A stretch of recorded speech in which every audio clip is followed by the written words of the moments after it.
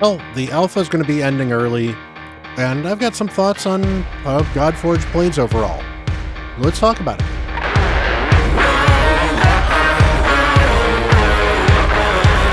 Hello, everyone. Bront here. We're talking Godforge, and we're having some fun. The alpha will be over by the end of the day today, or maybe tomorrow. I'm not exactly sure when. I guess it was supposed to run this weekend. They decided to shut it down a couple days early to let the developers spend a few extra days fixing some stuff for Alpha 2. And honestly, that's fine. I think that that's a good way to handle things, particularly when they're going to be letting everybody that was in Alpha 1 go into Alpha 2 as well. I was already going to be in Alpha 2 and Alpha 3 in theory as well, which is open to everybody. But I think it's a good thing to do, especially if they feel they've gotten all of the information that they needed so far from these first couple days of the event. So I want to kind of put together for the Godforge community, both, the developers, so that hopefully they're watching this, they can see what kind of feedback I had on the game, but also for you guys that you're wondering what worked well with the alpha, what didn't work well, what I felt was actually pretty good, and what wasn't pretty good. So we're going to talk about a bunch of stuff here. It's going to kind of wander around a bit. It's probably going to be a long video, but let's get into it. So first of all, I didn't get to level 151. I got super busy this week for some work stuff. Ended up working a few 10-hour days, and that's fine. It's a game that I still had a lot of fun with, and especially when they announced they were shutting it down a little bit early. Some of the oomph to play kind of ran out just a little bit, but at the same time, I'm excited for the Alpha 2 because I get a chance to do this all over again. And now that I know a little bit more about what I'm doing, I think it's going to be kind of fun. One of the things that I think was very interesting is I liked this weapon system they have here. So weapons are basically, I guess you could call them like relics in Raid or other events that have had similar things as well. So basically your armor is your gear, and then you have the weapons, which are of course, your just plain old weapon. So weapons, each weapon has a particular base stat that it's always going to have. Like this Quang thing here is always going to have accuracy here. The Samashar is always going to have accuracy in the front, but then they could have random other attributes here in the secondaries as well. So generally it was attack and accuracy, the only two I really ever saw. So I don't know if there was anything other than attack and accuracy. And then the secondary stat looks like it could be anything from a percentage stat boost. And fair, I don't think I ever saw a flat attack one or flat anything else. Yeah, I haven't seen anything flat. So it's always been a percentage of some kind. And then of course you're getting your regular attack out of that as well. And then on top of that, you can put imprints on these things. And these imprints would give you different abilities based off of the imprint of the champion that you used for that particular item. And then I think some of these looks like they have an affinity as well for different factions. So different factions can use some of these things and might be able to do something special with them later, but I don't think that was implemented yet. Legendary ones, you get epic ones, and they get better base stats, better other stats, and ideally better passives as well. Both the initial things like gaining initial divinity, or gain 25 divinity when placing a blaze, or gain 5% of current HP as an attack. So basically you get extra attack based off of your HP. So that's kind of nice to stack, especially on a champion like Gilgamesh. I was using him on because Gilgamesh does some damage on HP and his attack as well. So getting both of those just gave me extra damage on Gilgamesh, who was already going to have a lot of HP. So that worked out pretty well. You increase the damage of the first attack ability on each wave by 10%. It's very nice for some wave killers, cute stuff like that. These are actually some pretty good abilities. And then if you can work with the imprints, you can do some fun stuff with the imprints here. So I could add, get extra divinity when they join in an ally's attack. It instantly remove any debuff placed on this hero, so you can cleanse yourself. All kinds of cool, different abilities here. And I like the way that these interact. What I did not like about these things is you'll notice the only way I could see if I had an imprint is to flip this little switch here, which if you're not thinking what this is, you may not think this is a switch, but also it means that there's no way for me to see both some of this stuff down here and the imprint. And this stuff wasn't doing anything right now. I mean, this is supposed to do stuff later on. This was not implemented. So I kind of get why this may not do anything. But why not have the imprint somewhere else here where I can see both of these things? Having to swap screens back and forth is frustrating. The other thing that was interesting with these things as well is when you need to power them up. So you use these smithing stones or whatever these are called to level them up. So you need rare ones for rare weapons, epic ones for epic, and legendary ones for legendaries. And then if you level something up to level 10 or level 20, you then can sacrifice another one of these weapons to this weapon and level it up. Now, here's my problem with that. Notice these have different stats and they can have imprints. How do I know which weapon this is? Now, the safe way to do this is any of these weapons I want to keep, I would have to level up to level 2 or 3 or 4 that I know I don't use that particular one. But if I don't know, or for example, say I got one that I didn't know I had and I've been looking for a particular stat, I can sacrifice a stat that I don't want to because I cannot see what that weapon is. And that I think is a bit of a misstep. Now, these are alphas, and this is the type of feedback we're looking for in alphas. So I think that's actually something that they could actively fix that I think would be very, very helpful for leveling up these weapons in the future. I also don't think this was necessarily super intuitive because you had to go into this screen here specifically or look to level up these weapons to realize you could level them up in the first place. But again, some of that is just getting used to how these things work here as well. The imprints, definitely kind of interesting as well. And that is one of the things too. We just talk about the inference. You can go to the Anvil of Creation here. And I don't know if a lot of people realize this necessarily, but I could go, if say I wanted to get an imprint of Ramses, I could go and extract an imprint of Ramses from my champion list here as well.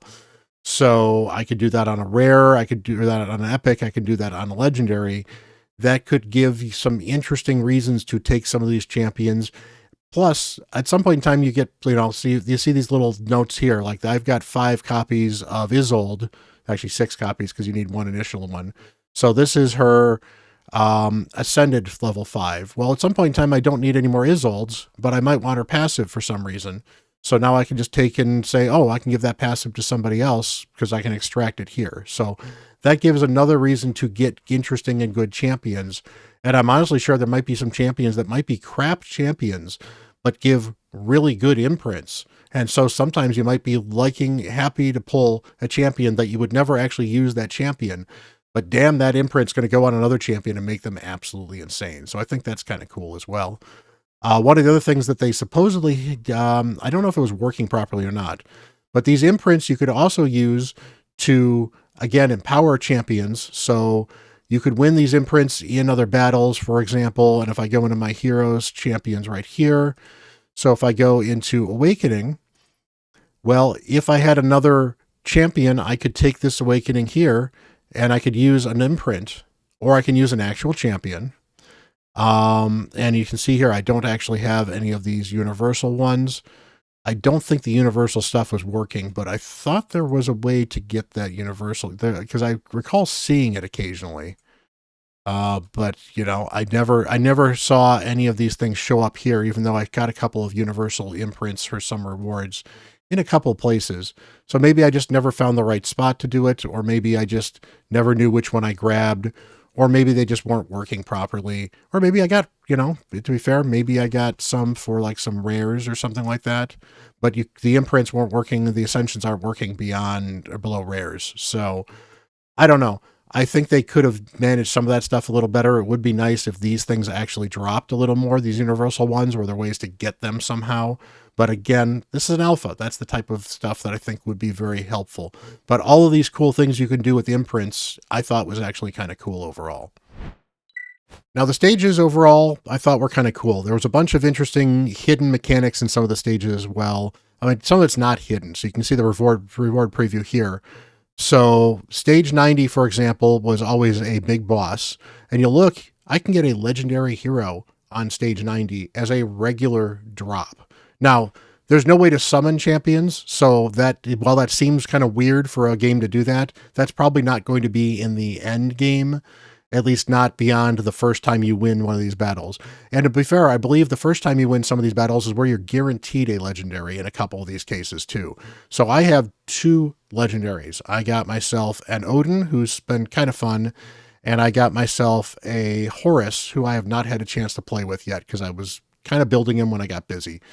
Horus is a defensive shield-based champion. He looks interesting, but he also doesn't look like he's absolutely insane compared to some of the other champion combinations I've been using so far.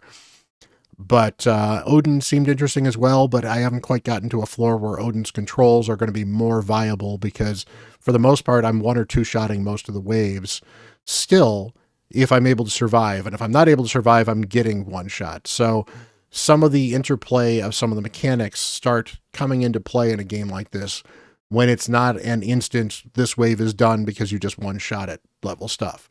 So I hadn't quite gotten to there yet. I was starting to get there a little bit, but then I started improving my champions and it got back to the 1-shot stuff again.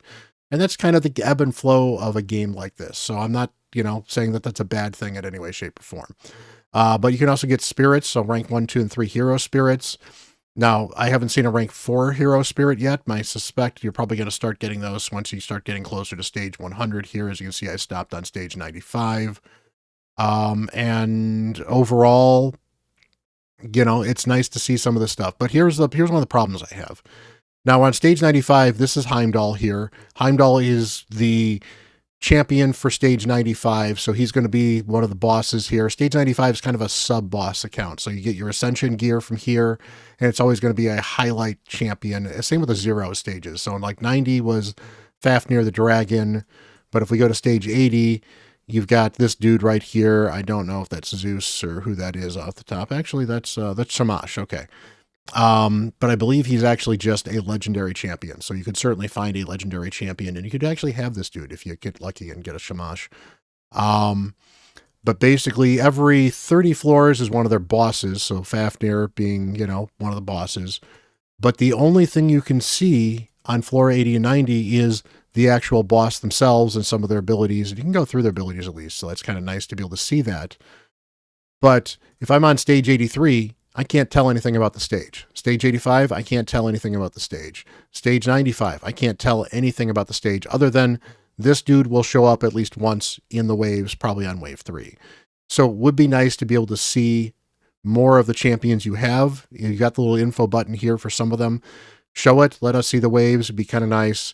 Again, this is an alpha critique. So this is the type of thing that they could put in the game very easily. It probably is on the roadmap, but it's not there now. So it's worth noting just in case they didn't think about it. Because, sometimes if you don't say these things, developers don't always think of absolutely everything. And that's why they have tests like this to learn these type of things.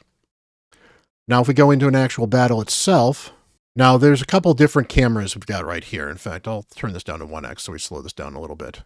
So this is the top view camera, and this is the camera I used most of the time because this is the best camera from what I can tell. Now you've got the cinematic camera if you want to. This is way too much motion. Everybody's moving around. The camera's constantly refocusing. It is really kind of hard to track and see what's going on, especially for things that hit absolutely everybody in some cases. So it's just, it is what it is. It's not like it's an absolutely horrible or unplayable. It's just, I found it not particularly great. And we speed this up to 2x and suddenly the camera is just darting around all over the place. And I think, this could be better. And then we have the 3/4 view. I like the 3/4 view. I think it's a good view. They've got a good job with the angle where I can see all 4 of the enemies because they're not staggered in a weird way. So that's very helpful.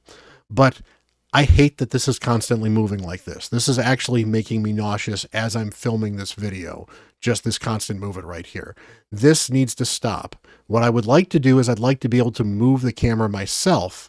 So, and if I can click on here and nothing is happening. I'm clicking and nothing is happening. So I cannot move the camera, which is very frustrating. So this is the only one I actually ended up playing on. I think it's nice to have all 3 of the cameras, but I think that this camera should be movable. And to be fair, if this camera was movable and remembered where it moved to, you could actually have this, because this is very easy to scroll from here over to the top-down view. So I can make it the top-down view if I want to, or I can make it the side view if I want to. Or maybe the top view is just a saved preset. The 3/4 view is a saved preset. On either one of them, you can move. And then honestly, if they got rid of this defense view, I'd be perfectly fine with it. Especially on the waves, it's kind of confusing. For example, Hercules just did an alt, and I had to realize that I don't have a Hercules for a little while. Is like, I don't think I had a Hercules. Why is he doing? Oh, that's right. He's doing stuff because that's what Hercules does.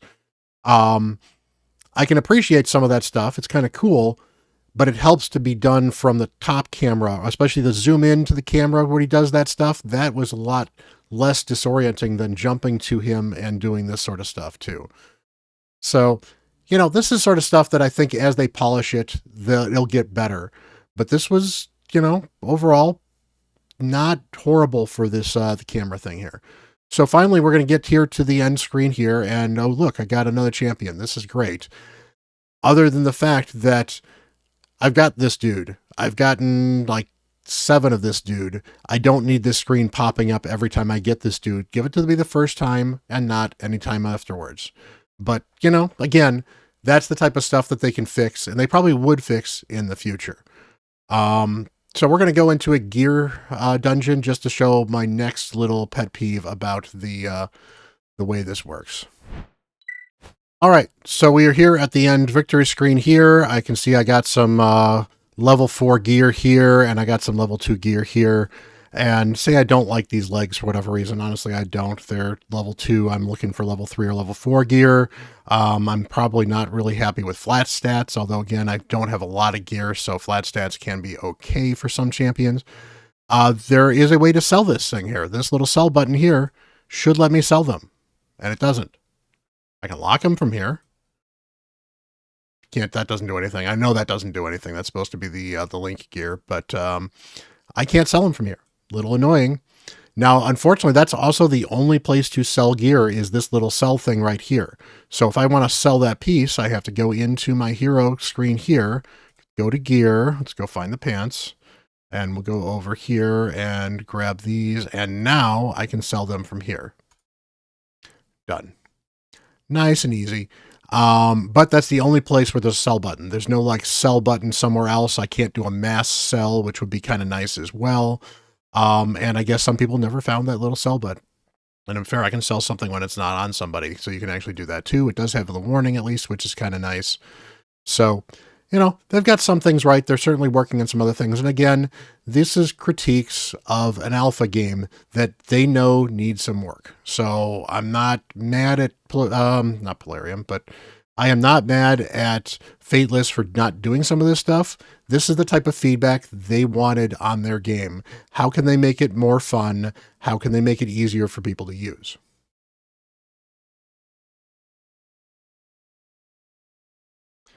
Now, just talking about gear in general, overall, I think it's kind of cool. I said I like the little imprint thing, and you can see the imprints right here. And you can see some of this gear stuff and enhance it right here. But if you're not paying attention, it's, you're not going to see where to imprint some of this stuff. Go looking at this regular gear here. Gear seems nice. I thought some of these stats were limited to certain pieces, but I'm not 100% sure because I think I saw some crit rate pants somewhere. I don't know. I'd have to check some of these things here. But, I know I've seen some crit gloves. There's some crit damage gloves, for example. I don't recall if I saw any crit chests, but, some things speed I've been on legs and has been on boots. Same with initiative. There's a bunch of different things here. But overall, I like how the gear works. It'd certainly be nice to know which pieces can go on which slot a little bit better. But again, that's an alpha problem. They're probably still working on the gear.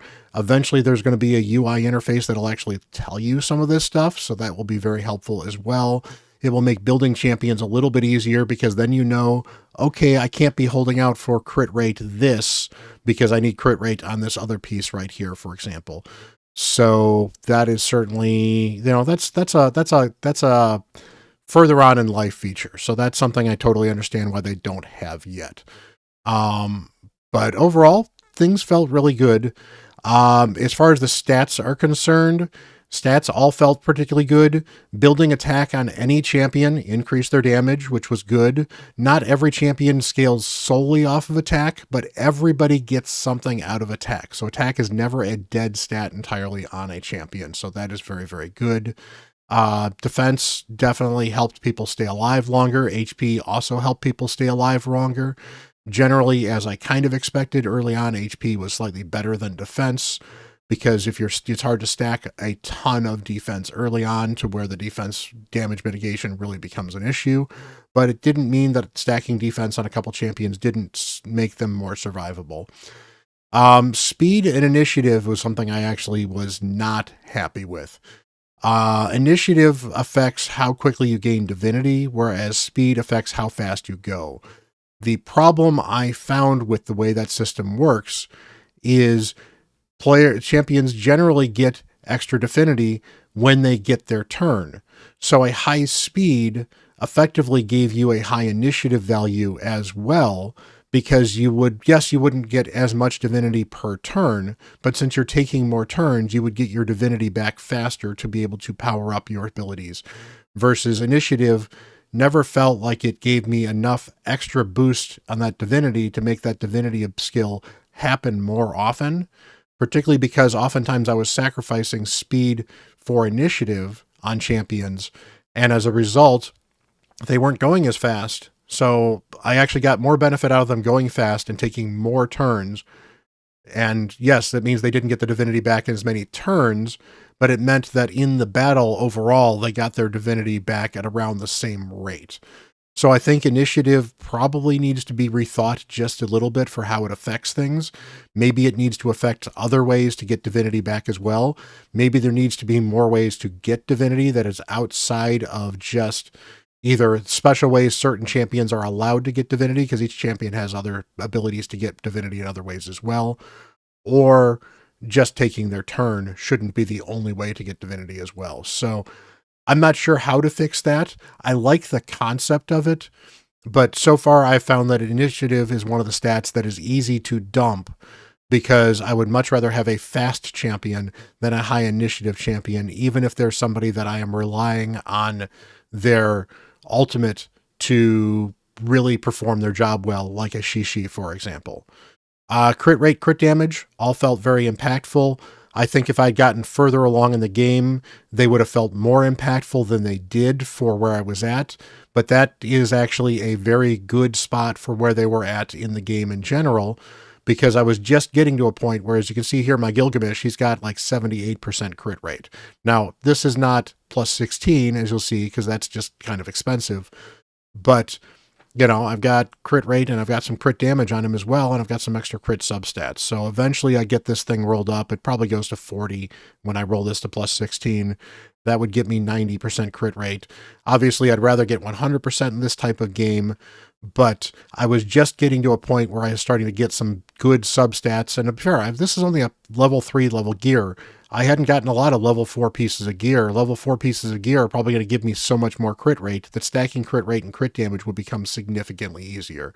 So I may have just not gotten to where that was the way the meta shifts, and that's fine, because that's just, that's just progress in a game, and that's early game versus late game. Early game, it's difficult to get crit. You want to just stack as much as you can. Late game, it's pretty easy to get that 100% crit rate, so you start stacking a ton of crit damage easier, and that's just kind of how, end game accounts shift in the late game. So overall, gearing champions felt easy. Even resistance. I never built a high resistance champion, but I never shied away from resistance specifically, especially in champions that I wanted to be survivable, because resistance was helping with reducing some damage that they were taking as well, because it mitigates some things like crit damage. And I believe it mitigates, time talks about what it does here. Helps you resist debuffs and disables, also reduces critical damage inflicted on this hero. So it probably is one of these things that resistance is going to prove to be more effective in something like an arena setting, if they ever get an arena, which I'm sure they will, because PvP is going to be something that people that play this type of game are going to want.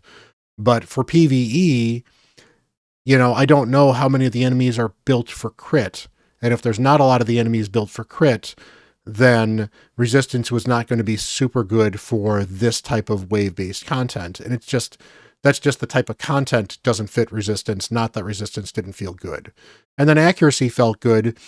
I was struggling to get debuffs for some champions, and then finally I said, you know what, I need to build actual accuracy for some of these champions, and that fixed the issue, which is good, because I actually encountered a situation where it felt like I didn't have enough accuracy, and I had to focus on it a little bit, and that's one of the learning aspects of climbing up in games like this. So overall, the stats felt really good.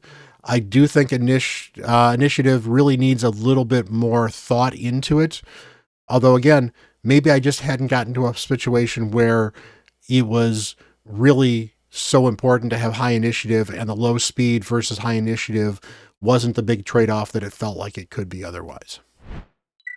Now, some of the good and the bad things about farming.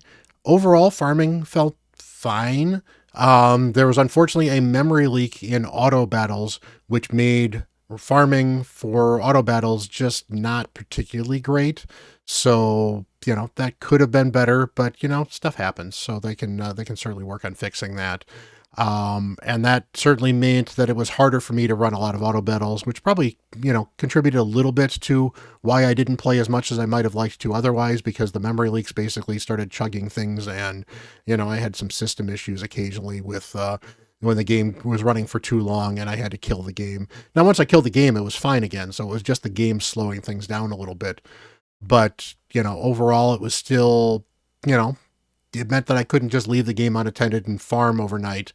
Plus, there was no way to actually stop the farm outside of failing a run.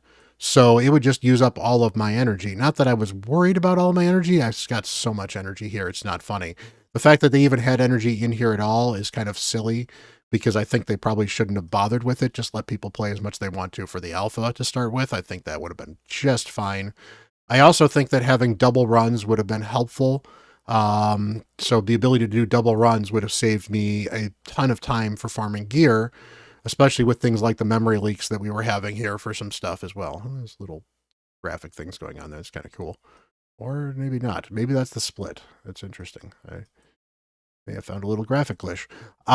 Regardless, just the stages were kind of interesting. So the 0 stages, so the aught stages, always had either a big bad for a hero, or you got a actual big bad, beast like the dragon here. So you can see what the dragon here, Fafnir, was doing.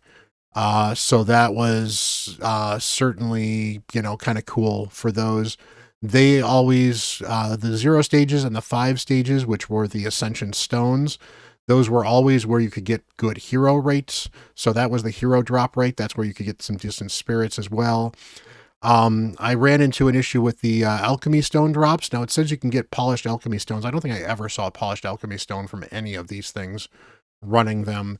And oftentimes it tells you kind of what you can kind of get here, but that made farming for these void ones very difficult, or the purple ones, because I guess Eternal is what that was. So those are the Eternal champions. But it was difficult to find these things, and since you could only get either the small or the medium, maybe, I don't know if it was limited to this, or this is telling me I can get these type of events here, but these are the alchemy raw and whatever else I can get. So I don't know if there was no way for me to get the small ones from here or the medium ones. This is another UI element thing that would be nice, because sometimes what lists in here doesn't always quite match what is out here. Obviously, I'm not expecting to get red or green of these stones in this particular dungeon, but it still would be nice to know if I could get the small voids in the medium voids here or not. Or were they spacing that out so that people didn't overrun on the small voids very well either? Because, here's more of the medium voids. Here's more of the medium voids. And now we're at the small voids here. But, I never saw these small voids drop at all. And then when I'm dropping on some of these floors here, I think I was farming stage 75, was it? Yeah, I was farming stage 75, and I never saw these things drop at all. And it was very, very frustrating. So that's stuff that can be fixed. Maybe it's just a presentation in the UI that could be better, or maybe it's just, they maybe I'm misinterpreting something and this is a better interpretation, but I think they do need to fix it because it doesn't match what says here. So it's nice to know, especially when there's no other indication of where some of these things can drop. And then, some of the other stages. So this is where, if you look here, so that is the helmets. This is your pauldrons. That's the chest. This is the pauldrons. Then, so the stage 4 and then stage 6 are other pieces of gear. Stage 5 is stones. Stage 8 is where you got the most silver, and that's also where you got weapons dropped from. So this particular one here is a weapon. And then here's a random weapon, and then a random hero. So you can see some of the rewards here for those as well. This is where you get the smithing stones for farming. This was also the place to get more experience. So you got more experience for farming here than you might have in other places as well. And of course, getting the 2 stars on here was the only way to get the legendary tomes, for example, which is how you can skill up your champions for legendary skills, at least. So, that is nice, but there's no place to farm them, which was definitely a little frustrating. But once I kind of figured that out, I just kind of lived with it and went for there. And I had to pick and choose which champions I skilled up because I only had so many ways I could skill stuff up. And it was kind of nice to be able to find some of that stuff. But I think also having some of that stuff documented somewhere would be nice later on. It would make the game much more accessible for early players to, talk about experience you can earn. Because if experience is different on each stage, it's actually helpful for somebody to know, oh, this stage is good for experience, so this is the stage I should dive into, especially when you're trying to farm for experience. Now, one of the things I did like is experience that you earned beyond whatever maximum level you could get got put in your experience storage, so you could eventually just take that and then use that like brews or something like that to level up other champions. It's a very similar material to Watcher of Realms if you've played Watcher of Realms. And I think that that's a good feature to have because that means, if I'm barely farming, for example, I'm struggling to farm stage 79 here or 89, I should say, with good champions. Well, if all those champions are maxed out and that's the only way I can farm it, I can still farm experience that I can then use to make food later on. So you're not limited to having to run food in your stages to get that extra experience. Now, I don't know if there's a drop-off conversion rate. I would not be surprised if there is, to make it more efficient to farm with food while it's actually on the run versus the experience you get afterwards. But even that still means it is viable to just farm experience, and finish it up and then get extra experience points from the overflow. That is still a great quality of life feature in a game like this. As Simon has put it several times, part of the point of the alpha is, did they find the fun? And yeah, they found the fun overall. Getting champions felt fun. Finding new champions and experimenting with them felt fun. Their, crawling up the dungeon felt fun. There were certain pain and challenge points where I had to go back and start farming stuff or change how I was playing. And that's good. It's nice to hit wake-up calls occasionally and say, hey, I need to push these champions to do more damage. I need to build these champions better. I need to put better gear on them. I need to start farming for better gear, or I need to just get more champions. Some of the things that I did find that were frustrating, however, is, for example, this order thing. I don't know what this does other than there was a couple of floors where you had to have some order champions or no chaos champions or stuff like that. That's fine. The role is fine, but it would be kind of nice to be able to see this in some place other than just in the champion themselves. I guess if you are in a stage selection here, so let's just go back into a cavern. If you are in a stage selection, I can click on a champion here and pull some of this stuff up, which is kind of nice. But, it's, to be fair, I didn't know I could do this for a while. I thought that was going to get me into the champion. So the fact that I can do this is kind of nice. And you can find details on this stuff. So this is kind of nice to have some of this stuff here, at least, which is kind of cool. But overall, I think they could have made this just a little bit better. I think it would be nice to be able to have filters here where I could change some stuff. So right now my filters are level, rarity, whatever else. It would be nice to be able to say only show me brawlers or only show me champions that are certain levels or stuff like that. Again, that's an alpha complaint versus a end game complaint. They're probably working on that. In fact, I know they are because I've got the filter button right here. So they're going to get a filter here eventually. But some of the stuff took me a while to figure out. Like I didn't realize I could do this for quite a long time. It's nice to see, and it's nice that there's this huge everything here that I could possibly want is here, but it still could be better done. It would be nice if they actually told us what these symbols meant for the factions. That's something they did overlook, and that made finding like a Varl hero difficult because I had to look for outside sources to figure out what a Varl was.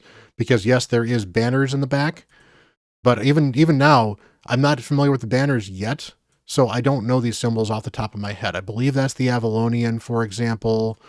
I believe that's Avalonian. That's Olympian. I forgot what that one is, but that's not Varge. I believe Varge is actually these guys right here, but I'm not 100% sure. I believe that's the Norse level. There's a lot of different interesting factions, but there's just some stuff missing from stuff. But again, this is an alpha, and that's the type of polish they're waiting for it. And overall, I found building the champions to be kind of fun. One of the things I think was unfortunate is their passives were locked behind Ascension, and Ascension felt very difficult to do once I figured out where to go to even do it in the first place. And I hear that some people played this entire thing, didn't realize they could ascend champions at all, and that was a bit of a problem as well. I also felt that some of the champion power, an amazing amount of the champion power, was actually hidden behind the Awakenings. And I'm kind of two minds for that as well. For like Isolde, for example, here, her Awakening level 5 gives attack up for 2 turns, which is huge. But her Awakening level 1 gets the mend for 2 turns on a random ally versus just 1 turn. But that's a huge power up because that means you can start stacking mends, which will heal people a little bit faster. Init plus 5, on the other hand, that feels almost useless because I talked about how Init doesn't seem much. And everyone has a Init 5 here, and I believe everyone here is extra divinity initially, and that's fine. Level 3 here, Charm cannot be resisted. That's kind of nice. That's actually a neat little power up here. And this Awakening here also places attack up for 2 turns. So some of these power-ups at these different Awakening levels is pretty huge. Like he places a debuff, gets a barrier. So these were huge. And oftentimes I felt these were as defining of a champion than their base skill, or more defining in some cases than their base skills. The base skills were okay. If we go here to abilities, these were okay. They do some stuff. But like this one, def up, and it's nice that it actually reflects that. You see, this says def up and attack up. It didn't say that beforehand when I wasn't getting both of those abilities before I got the Awakening. So with the Awakening, this now shows up in the default skill. That's super good. That's very helpful. But, these things, that's, it plays Charm for 2 turns, but it only works if Tristan's on the team. And that's kind of weird that then there's an Awakening here for, was it level 3? Yep. The Charm cannot be resisted, but she only places if she's partnering with another champion. So the powers on these Awakenings were very wildly swinging. I think they could balance them a little bit better. I think that some of the abilities being locked behind this is a little frustrating, because it feels like for rares, you have to ascend them to make them powerful. And in fact, if you look here, once I kind of realized that and I started farming some of these rares, I was making sure I was powering up every one of these dudes I possibly could. It's good. So maybe that's a design choice. Maybe that's a good thing. I don't know if it's a good or a bad thing, but I felt that I should call it out, that I think it kind of locked the champions a little bit. The other thing I felt locked by with the champions is these cooldowns feel a little long on these A2s, or the core ability, I should say. And I guess that's supposed to be sparked by the fact that the ultimate is almost entirely desynced from turns, other than that's the easiest way to get divinity is take a turn. So See here, it gains 70 divinity whenever making a joint attack. So that is, another way that he can get extra divinity, but he has to do this particular joint attack. Otherwise, it's basically when he takes a turn, he gets some divinity based off of his initiative, which, works okay. But again, initiative just never felt like it was a stat worth investing in. And speed kind of felt like the stat to invest in for most champions outside of doing some damage. Now, at least I never felt like I had to get champions up to 200 to 300 speed. But again, I never got super, super far. So maybe I did want to get them closer to 200 speed as we got to stage 150 ish and better. So maybe there was that's we're missing out. But just the abilities here felt like they could just be a little bit better on better cooldowns here. We'll take a look at Horus, for example. This will probably be a little bit better, but he gets blunt and speed down on this one. So it's attack one enemy though, but he places those on all enemies, so that's kind of nice. That's a big smack for his defense too, so that's kind of interesting. Can place taunt for a turn. That's interesting. He's got only a 50% chance to place toss on the A1. That's weird. I guess that books up, I'm sure. And then he's got, of course, the Omniscient Eye here, so he got a shield on everybody as well if you get the right divinity up, but he needs a lot of divinity for it, so it takes a while to get the shield up. Big shield too, especially if you have Isis on the team, which is kind of cool. And you can see this, hero's attack by enemies under taunt increases the turn meter of all allies by 5%. So that's right, taunt is not the on you, taunt's on other people. That's a control. That's why it's purple. I should know that. Duh. I never got a chance to use this dude. He looks interesting. He looks pretty cool. And yes, his kit is certainly more advanced and interesting than some of the rares and whatever else. And, he's got the 4-turn cooldown here. But if I wanted to grow his abilities a little bit, so we go to upgrade and then go to the abilities right here, there's the cooldown. So that's kind of nice. I kind of wish I could see how I could grow them on the front of the screen because it would be kind of nice. But any changes here do show up in the skill description otherwise, which is great. So that's actually kind of nice. So it's nice that some of these things do show up here. He's got a good chance to taunt on the A1. Minus 40 divinity cost. When, minus 40 divinity cost doesn't feel great when it's already 1,350, and that's not even 4%. That doesn't feel great. This would make more sense if this was like a 5% or a 10% than just 40. It would scale better, and it would scale the same with every champion just based off of what their max is as well. So maybe that's a better way to do it as well. I don't know. But legendaries feel interesting, unique, and good. And I guess maybe that's what they're trying to do is maybe it is the rares are on 4-turn cooldowns. The epics get the 3-turn cooldown abilities, so they get to their abilities just a little more often, so you can count on them a little bit more, and their abilities are slightly better. And then your legendaries are the ones that just stack a ton of stuff on here. So you got the confuse and corrupt if you happen, all kinds of cool stuff. Chance to place charm on people can be kind of fun. I got 2 controlling legendaries. That's kind of cool. Leader bonuses definitely feel interesting. It's nice that some champions don't have them and some do, and some of these early ones are still usable. So here's Blessed Knit as well. Overall, they found a lot of fun. Some champions felt better than others, and that's the way these games are going to go. And using rares felt good. I never felt like because I was using rares, I was missing out. I did not use any of the commons or the uncommons. They were mostly food. And honestly, that was pretty quick in my experience of the game.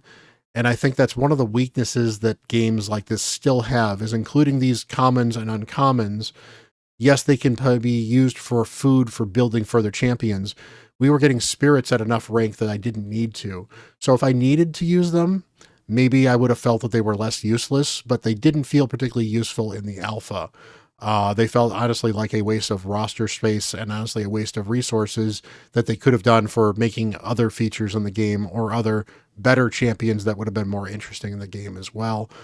But, if they're done, and that's what they've got going for them.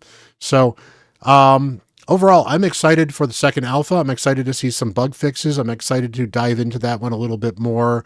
Hopefully, I'll have a little bit more time. And then I'm going to be taking some time off around when the third competitive alpha drops. So I'll be able to make a few more of these videos, hopefully, then too. So look forward to that as well. Sign up for the third beta down below. That's going to be open for absolutely everybody. So that's going to be starting off, I believe, on the 3rd of September. So look for that. Look forward to that. And, hey, let me know what you're thinking about Godforge so far. What do you like? Are there any questions you have about my experience? Maybe I can do a Q&A session with some questions that you might have down below. Other than that, I'm going to be waiting until I think it's the middle of this month. So I think it's the 13th or the 14th of August before the next Alpha 2 rolls out. So once that rolls out, I'll be playing again and I'll be making some more videos. And if I've got any other news, I'll pop in with a video too here as well. So I appreciate you guys. You guys are absolutely amazing. Hit that like button and hit that subscribe button. I really do appreciate it.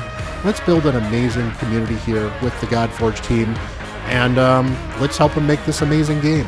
So, hey, until the next video, you guys have a wonderful day. I am Bront Catford.